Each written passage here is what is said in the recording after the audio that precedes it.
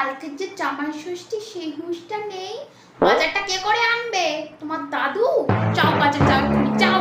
এই এত কিছু তুমি কি লিখেছো? হ্যাঁ, 10 রকমের মিষ্টি, 12 রকমের ফল, 13 রকমের মাছ, এত কিছু আমি আনতে পারবো না। মানেটা কি? হ্যাঁ, আমার 10টা নয়, 5টা নয়, একটা মাত্র জামাই, তার জন্য তুমি এইটুকুনি বাজার করে আনতে পারবে না? কটা মাছ ওখানে আছে, কটা কটা মিষ্টি ওখানে আছে, হ্যাঁ, এই কটা জিনিস তুমি আনতে পারবে না?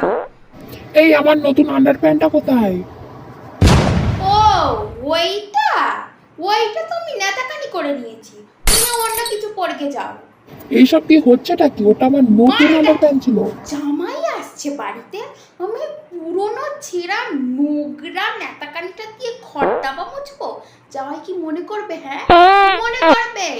একটাই তো হাফ প্যান্ট নিয়েছি, অত অত কান্নাকাটি করার কি আছে? যাও আর একটা গিয়ে পড়তে যাও। এই কাঁঠাল টাটকা হবে তো?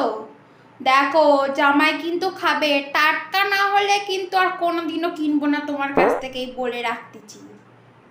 তুমি আবার কাঁঠাল কিচ্ছু কেন? আমি তো একটু আগে বাজার থেকে দুটো এনে এই দিলাম। তোমার সমস্যাটা কি বলতো? কি সমস্যাটা তোমার? কি হয়েছে? বাজার থেকে দুটো কাঁঠাল নিয়ে এসেছো তো? নিয়ে এসেছো, আর একটা আমি কিনছি, যত থাকবে তত খাওয়া হবে, ফ্রিজে রেখে দেবো। তাছাড়া ওই ছোট ছোট কাঁঠাল কার পেটে পড়বে? হ্যাঁ, তুমি তো একাই খেয়ে নেবে, রাক্ষস একটা। তার থেকে আর একটা কিনে রাখি, সবাই মিলে ভালো করে খাওয়া হবে। বেশি বকো না তুমি।